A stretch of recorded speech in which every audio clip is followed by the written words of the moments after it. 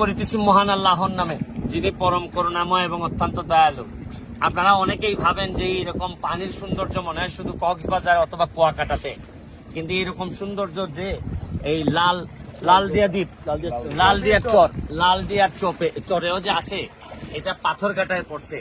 আপনাদের মানে এত ভালো লাগবে যে একটু নৌকা দিয়ে আসছি আমরা, ট্রলার দিয়ে, মানে 10 মিনিট ট্রলার দিয়ে আসার পর আপনার এই হরিণঘাটা থেকে 10 মিনিট আসছি আমরা। এইভাবে আসার পর এই জায়গাটা পাইছি, এত সুন্দর এবং খুবই নিরাপদ। এখানে অত বেশি ঢেউ না যে আপনার ভাষায় নিয়ে যাবে, আবার এত কমও না যে আপনার পুকুর মনে হবে।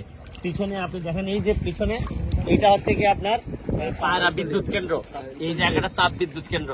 এত ভালো লাগতেছে। এখানে আমাদের পাথরঘাটা উপজেলা আওয়ামী লীগের সেক্রেটারি ওইখানে আমাদের সাথে পানিতে নামছেন, এটা দেখতেই অনেক ভালো লাগতেছে। আমাদের একজন বিমান বাংলাদেশের ক্যাবিন ক্রু, সেও নিয়াজ আমাদের সাথে আছে।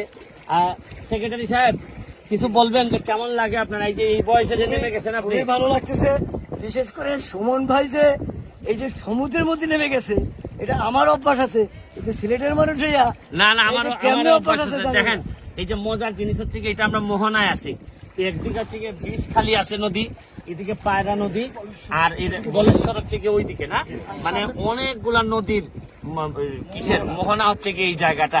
আমি আপনাদেরকে বলবো যে যারা এই সব এলাকায় থাকেন, বরিশালে থাকেন বা বিভিন্ন জায়গা থেকে এই লালদিয়া চরে আসতে পারেন।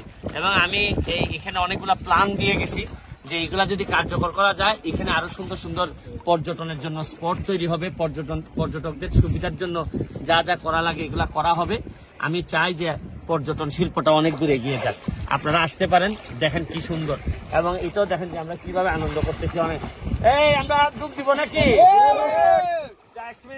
জয় বাংলা, জয় বঙ্গবন্ধু। Thank you all.